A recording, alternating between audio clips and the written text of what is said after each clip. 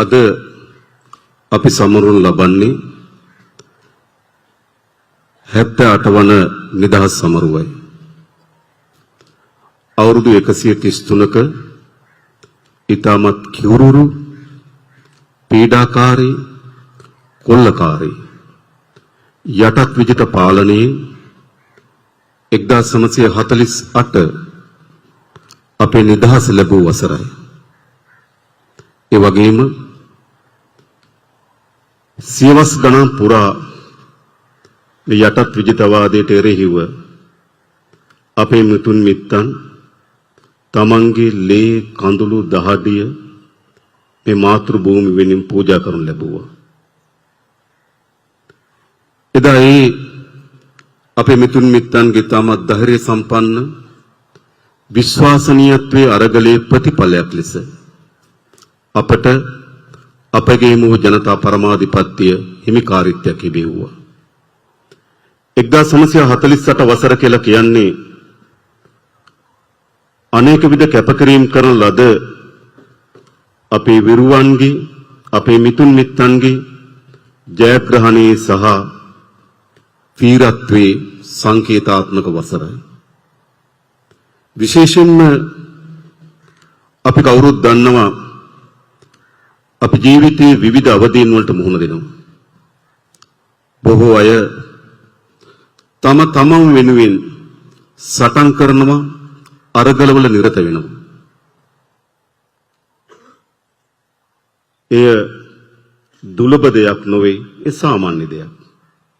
එහෙත් යම් කිසිවෙක් මාතෘභූමිය වෙනුවෙන්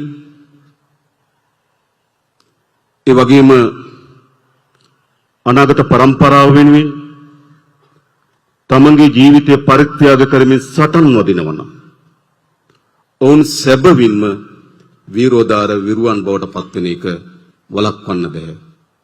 ඔවුන් නිදන් ඉතාමත් උත්තුංග ක්‍රියාදාමයකට. අද අපි දෙපය තබාගෙන ඉන්න මේ මහ පොළව අපේ මව්බිමේ උස් නිදහස වෙනුවෙන් සටන් වැදුණු අපේ ජනතාවගේ අභිවෘද්ධිය සහ අනාගතය වෙනුවෙන් සටන් වැදුණු අපේ මිතුන් මිත්තන් අපේ සහෝදර සහෝදරියන්ගෙන් මේ මහ පොළොව තෙත් වෙලා තිබෙනවා. උංගලේ කඳුළු දහඩියෙන් මේ මහ පොළොව තෙත් වෙලා තිබෙනවා. එනිසා හැමදාමත් ඔවුන් අපේ හදවත්වල වීරත්වයේ ඉහළම අසුනක අසුන්ගත සිටින බව මා කියන්න කැමතියි. එනිසා විශේෂයෙන්ම අද දිනේ අපේ මව්බිමේ නිදහස සහ ජනතාවගේ උත්තම වූ නිදහස වෙනුවෙන් සටන් වැදුණු ඒ සියලු වීරෝදාර වීරවරයන් වෙනුවෙන් අපේ උත්තමාචාරය අපේ ගෞරවය පුද කළ යුතුයි. අපි නිදහසෙන් පසුව 78 වසරක් අපි ගමන් කරලා තිබෙනවා. නමුත් මා හිතනවා අපේ නිදහසේ ඊටමත් වැදගත් කාර්යභාරය වෙන්නේ නිදහස පරිපූර්ණත්වයට පත් වෙන්නේ අපි මොනතරම් ප්‍රමාණකින් ආර්ථික වශයෙන් නිදහස අත්පත් කරගන්න පුළුවන්ද කියන සාධකයේ මත. මා හිතනවා අපේ නිදහසේ පරිපූර්ණත්වය සඳහා වූ සටනක් සහ අරගලයක් තිබෙනවා.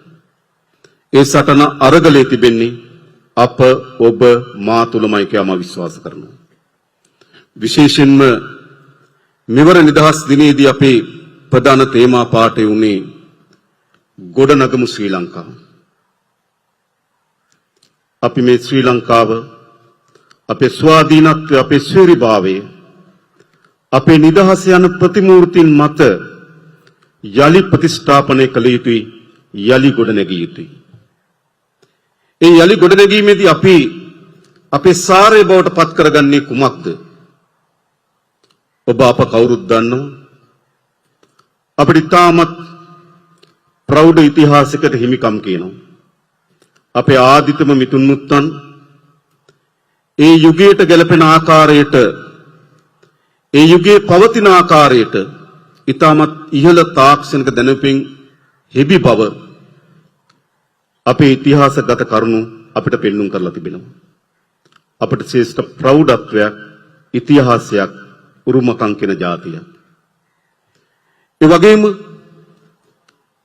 ඉතිහාසයේ මෑත ඉතිහාසයේ මේ සියල්ලංගෙම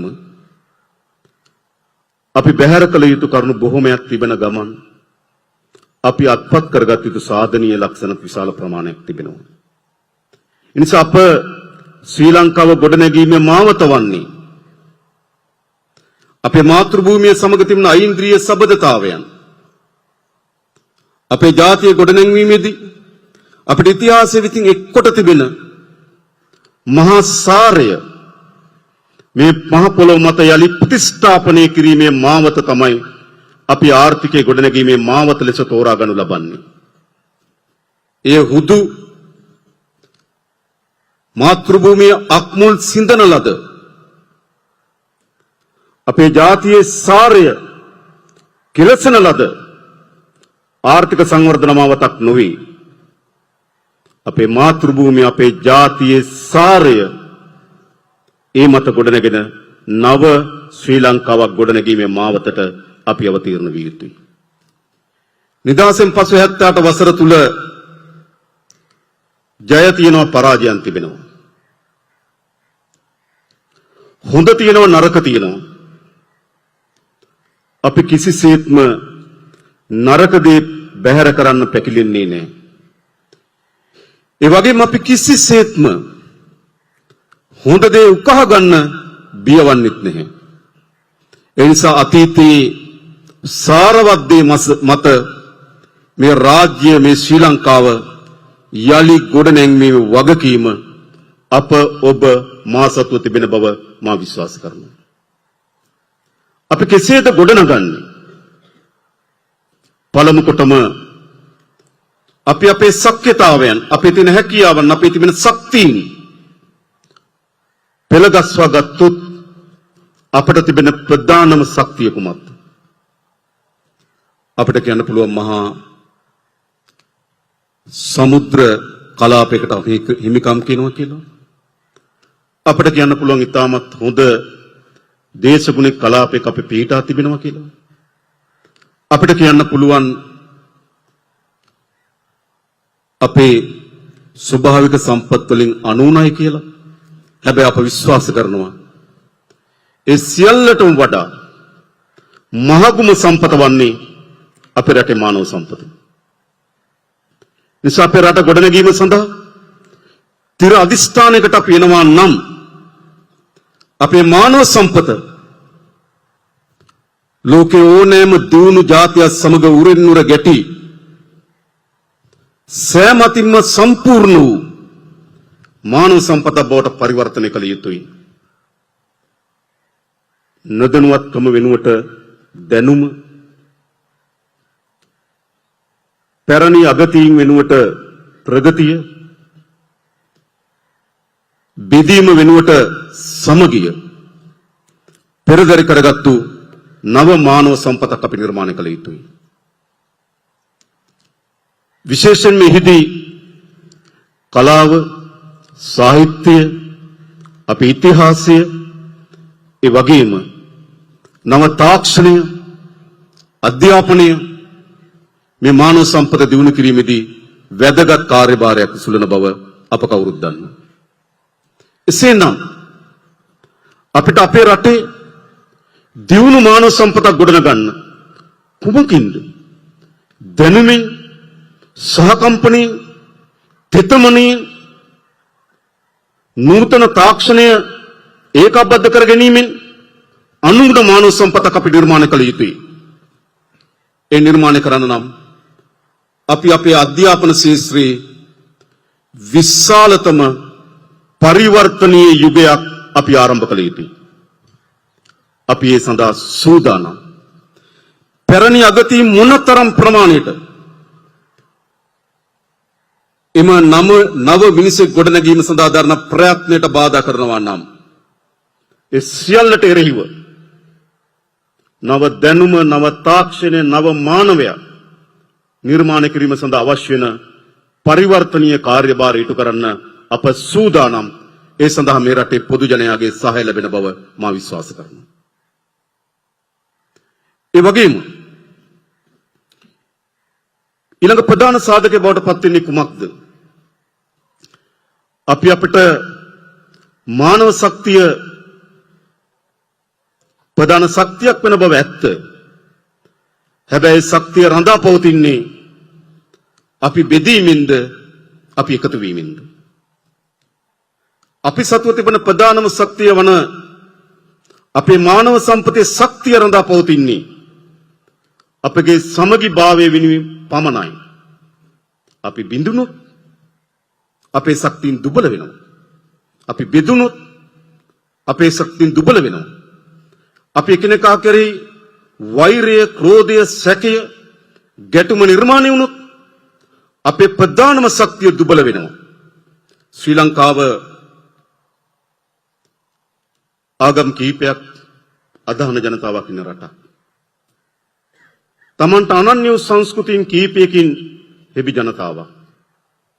ඒ වගේම ප්‍රධාන වශයෙන් භාෂාවන් දෙකක් තමගේ මව් භාෂාව බවට පත් කරගත්තු ජනතාවක්. විශ්වාසයන්, සංස්කෘතීන්, ඇදහිම් වල වෙනස්කම් තිබෙනවා. අපි ආයුත්තේ කොතනටද? මේ වෙනස්කම් අපිට උපයෝගී කරගන්න පුළුවන් ගැටුම වෙනුවෙන් මේ වෙනස්කම් අපිට අනේකාට එරෙහිව අවියක් හැටියට ඔසවා තබන්න පුළුවන්. හැබැයි එයම අපේ ශක්තියින් දුබල කර ගැනීම. අපේ පරමාර්ථ වන්නේ කුමක්ද? මේ වෙනස්කම් වලට ගරු කරමින් එකිනෙක ජන කණ්ඩායම් වල අනන්‍යතාවයේ පිළිගරගනිමින් එහෙත් ශ්‍රී ලාංකීය ජාතිය ලෙස අපි කල්පනා කරන නව පරිවර්තනීය යුගයක් අපිට අවශ්‍යයි. අපේ ශබ්දකෝෂයේ තියෙන අවලස්සනම වචන දෙක කුමක්ද? ජාතිවාදය, අන්තවාදය. එනිසා අපි විශ්වාස කරනවා ජාතිවාදය සහ අන්තවාදය විසින් විය හැකි වන්නේ අපි සතුව තිබෙන ශක්තියින් අපම ස්වයංවම විනාශ කර ගැනීමයි, දුබල කර ගැනීමයි. එනිසා මා නැවත නැවත සපත කරනවා අපි අපේ රටේ කිසිදු බෙදීමකට, ජාතිවාදයකට, අන්තවාදයකට ඉඩ නොදෙන බවත්, අපේ රටේ ජාතික සමගිය, අපේ රටේ ගොඩනැගීමේ ප්‍රධානම ශක්තිය අපි ගොඩනගන බවත් මේ රටේ ජනතාවට මා ප්‍රකාශ කරන්න කැමතියි. ඊළඟ ප්‍රධාන කාර්ය වෙන්නේ කුමක්ද?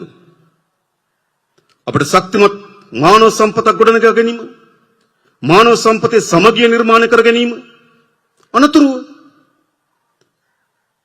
ඒ සියලු දෙනාට නීතිය, විධානයේ ආධිපත්‍ය සමානාත්මතාවයෙන් යුතුව සාධාරණව ඉෂ්ට කර ගැනීම. අපි රාජ්‍යයක් ගොඩනගිය යුතුයි. අපි නව ශ්‍රී ලංකාව ගොඩනගිය යුතුයි. සෑම දෙනාම නීතිය කියන රේඛාවට යටින් සිටිය යුතුයි. අපේ රට යලු පොදු ප්‍රවේශය තුල නීතිය, විධානයේ ආධිපත්‍ය පිළිබඳව විශ්වාසය තහවුරු කර යුතුයි. මම හිතන කිසිදු නිවැරදි පුද්ගලෙක් නීතිය, විධානයේ ආධිපත්‍ය තහවුරු කිරීමට බියවන්නේ නැති බවක්, සෑම නිවැරදි පුද්ගලයෙක්ම නීතිය, විධානයේ ආධිපත්‍ය අපේක්ෂා කරන බවක් අප දන්නවා. එහෙත්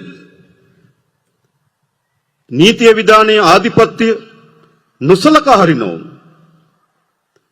බිඳ දමන ලද අයවලුන් නීතිය, විධානයේ ආධිපත්‍ය තහවුරු වෙනවාට බිය බවක් අප දන්නවා. එනිසා අපට පැවරී තිබෙන කාර්යභාරය ශ්‍රී ලංකාව ගොඩනැංවීමේදී ගොඩනගමු ශ්‍රී ලංකා කියන තේමාවට පණ ලැබෙන්නේ අපි අපේ නීතිය, විධානයේ ආධිපත්‍ය නිසි පරිදි තහවුරු කිරීමෙන්. ඒ වගේම අපිට අවශ්‍යයි අපේ රට ගොඩනැංවීමේදී වර්තමාන ජීවත් වෙන අපේ પરම්පරාව වෙනුවෙන්ද අප පමණක් නෙවෙයි, අපේ අනාගත પરම්පරාව වෙනුවෙන් අවශ්‍ය වෙන රාජ්‍යයක් අපි ගොඩනැගිය යුතුයි. අපි දකිනවා අපි මෑත කාලේ අත්විඳපු දිට්වා සුළුකුණාටුව දිස බලන්න. නායම් දහස් ගණනක් වාර්තා වුණා. කඳු කඩා වැටීම්, ගංගා යූරු ඉලිතැරීම් විශාල ප්‍රමාණයක් වාර්තා වී තිබෙනවා. විශේෂයෙන්ම අපේ රාජ්‍යයේ අපේ රටේ පැවැත්මේ ප්‍රධාන සාධකය මධ්‍ය කඳුකරේ. මධ්‍ය කඳුකරේ රූරා ගලන ගංගා පද්ධතියෙන් තමයි මේ මාතෘ භූමියට ජීවය කැටුවෙන්නේ. මධ්‍ය කඳුකරේ වෙත හෙළෙන මහා වර්ෂාපතනය තමයි මේ මාතෘ භූමියට අවශ්‍ය සෞභාග්‍ය ගෙන දෙන්නේ. නමුත් අපි අපේ ජීවිත කාලය තුලම අත්දැකීමින් තිබෙනවා මධ්‍ය කඳුකරට ඇති වී තිබෙන විනාශයේ බරපතලකම.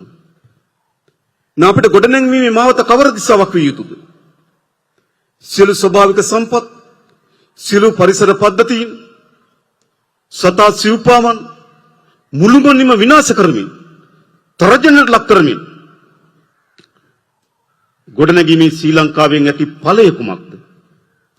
අපි අපේක්ෂා කරන්නේ පාරිසරික පද්ධතිය ඉතාමත් හොඳින් ශක්තිමත් කරන, අපි ඉපදෙනකොට තිබුණු ගහ කොළ සතා සිව්පාවා සෞන්දර්ය පරිසරය සමහර විට ඒ වගේම එහෙම නැත්නම් ඊටත් වඩා වැඩියෙන් අපේ අනාගත පරම්පරාව වෙනුවෙන් සුරක්ෂිත කර දීම තමයි ගොඩනගමු ශ්‍රී ලංකා අපේ ප්‍රධාන කාර්යභාරයක් විය යුතු වන්නේ.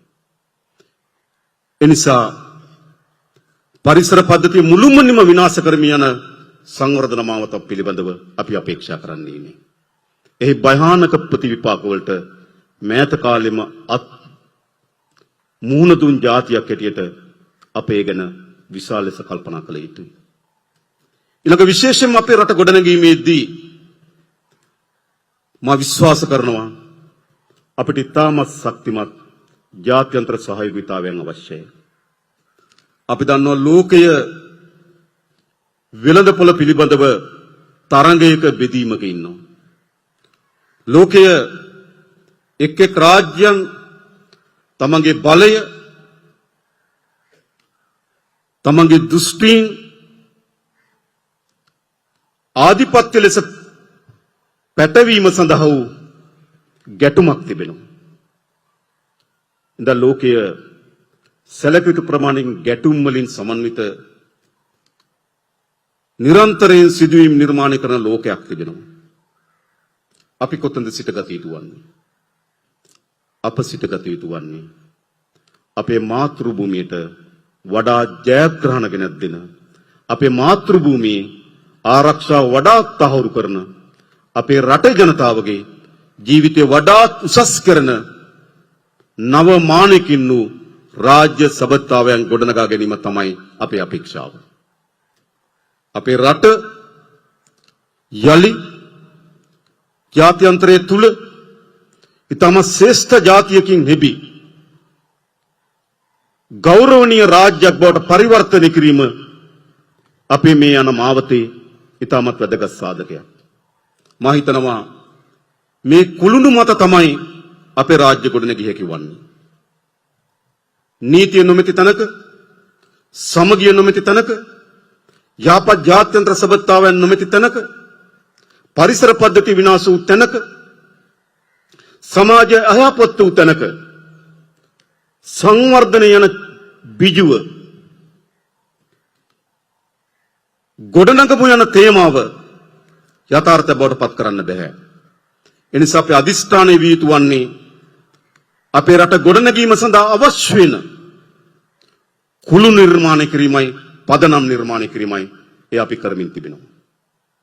ඒ කුළුණු මත අපි ශක්තිමත් නොසෙල්වන ආර්ථිකයක් අපි ගොඩනැගිය යුතුයි. අපිට යම් ප්‍රමාණයකට සතුටක් සහ ආඩම්බරයක් තිබෙනවා.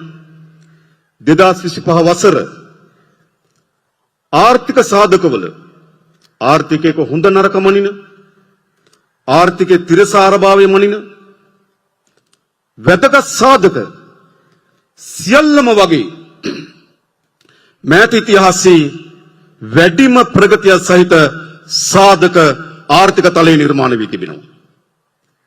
1977 පසු අඩුම අයවැය හිගය 2025. 2006 වසරින් පසු වැඩිම ආදායම 2025.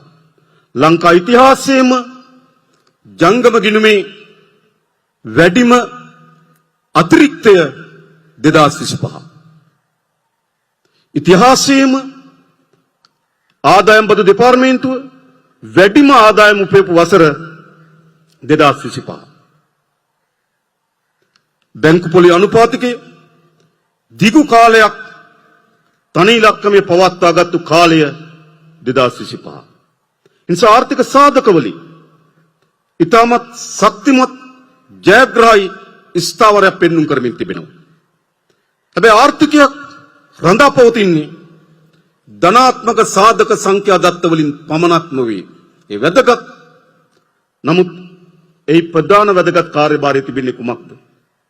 අපි ආර්ථිකය අත්පත් කරගන්නා ජයග්‍රහණ පතුලේම ඉන්න ජනතාව කරා ගලාගෙන යා යුතුයි. ජනතාවගේ ජීවිතය උසස් වන්නේ නැත්නම්,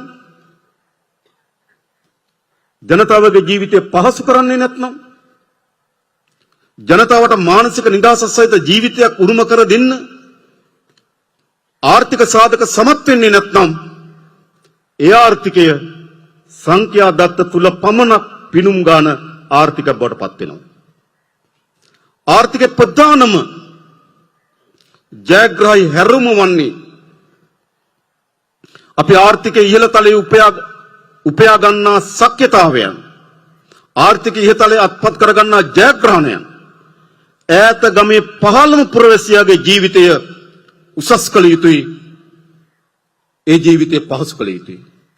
එනිසා යලි ගොඩනැගෙන ශ්‍රී ලංකාවේ අභිප්‍රාය ආර්ථිකයේ පහළම ජන කණ්ඩායමට දක්වා ආර්ථිකයේ ප්‍රතිලාභ ගලාගෙන යන නව ශ්‍රී ලංකාවක් ගොඩනැගීම අපේ අපේක්ෂාවයි. අපි කළ යුතු තිබෙනවා. ඒ වගේම නිදහස එය පූර්ණ නිදහස බවට පරිවර්තනය වන්නේ අපි මොනතරම් ප්‍රමාණයකට ආර්ථික වශයෙන් ශක්තිමත්ද කියන සාධකයේ මත. ආර්ථිකයේ දායකත්ව කාර්යයන් දෙකකින් වැදගත්. එක පැත්තකින් ජනතාවගේ ජීවිතය උසස් කරන්න, දෙවෙනි පසින් අපේ රටේ ශ්‍රේණිභාවයේ ස්වාධිපත්‍ය ස්වාධීනත්වයේ බලය තහවුරු කරගන්න. එහෙනම් අපි මොකද්ද කළ යුතු වන්නේ? ඒ සඳහා අවශ්‍ය වන නව ආර්ථික දැක්මකින් යුතුව අපේ රටේ ආර්ථිකය ගොඩනැන්විය යුතුයි. ඒ සඳහා මේ වන විටක් අපි අපේ කර්මාන්තකරුවන්, ව්‍යවසායකයන්, අපේ රාජ්‍ය සේවය, ඒ වගේම අපේ ගොවි ජනතාව, වැඩ කරන ජනතාව මේ එක පුළුල් සංවාදයක අපි නිරත වී සිටිනවා. මේ රට ගොඩනැගීම අපේ ප්‍රධානම සම්පත වන මානව සම්පත දෙවුර මත පවරාගත යුතු කාර්යයක්. ඒ සඳහා අවශ්‍ය වන සාකච්ඡාව වැඩසටහන අපි දියත් කොට තිබෙනවා. එනිසා අපි විශ්වාස කරනවා අපේ පැරණි ඓතිහාසික උරුමයන් සහ අපේ අත්දැකීම් මේ සියල්ල කැටි කොටගෙන මේ ශ්‍රී ලංකාව ගොඩනැංවිය හැකියි. ඒ නිසා මේ 78 වන නිදහස් දිනේදී අපි අපේ හදවතට, අපි අපේ ඥාණයට එකතු කළ යුතු වන්නේ මේ රට ගොඩනැගීම පිළිබඳව තිර අධිෂ්ඨානය. මේ රට ගොඩනැගිය යුතුයි. ජනාධිපතිවරයා ලෙස මාද, අපේ කැබිනට් මණ්ඩලයේද, පාර්ලිමේන්තුවේ අපේ විපක්ෂ නායකතුමාද, රාජ්‍ය සේවයේද, අපේ හාමුදුරන් වහන්සේලා, අපේ ආගමික සංස්ථාවන්ද මේ සියලු දෙනා මා හිතනවා අපි තිර අධිෂ්ඨානයකට එමු. මේ රට ගොඩනංවමු සෑම අතින්ම. අප්‍රිකානු හිතෝපදේශයක් තිබෙනවා. ඔබට වේගෙන් යන්න අවශ්‍ය නම් තනියම යන්න. ඔබට වේගෙන් යන්න අවශ්‍ය නම් තනියම යන්න. හැබැයි ඔබට වැඩි දුරක් යන්න අවශ්‍ය නම් එකට යන්න. අපිට අවශ්‍ය වෙ තිබෙන්නේ කුමක්ද? අපිට අවශ්‍ය වී තිබෙන්නේ සෑම ශේස්ත්‍රයකම වැඩි දුරක් යන්න. ආර්ථිකය අපි වැඩිදුරක් යා යුතුයි. නීති විධාන ආධිපත්‍ය වැඩිදුරට තහවුරු කළ යුතුයි. අපේ පරිසර පද්ධතිය වැඩිදුරට ආරක්ෂා කළ යුතුයි. එනම් ඒ ගමන ජය හැකි වන්නේ තනිව නොවේ. අපිට තනිව වේගයෙන් යන්න පුළුවන්. හැබැයි කෙටි දුරයි. අපිට අවශ්‍ය වෙන්නේ වැඩි දුරක් යන්න. ඒ වැඩි දුර යාම සඳහා අපි එකට යමු කියලා ආරාධනා කරමින් මා නතර වෙනවා. බොහොම ස්තුතියි. තෙරුවන් සරණයි දෙවි පිහිටයි.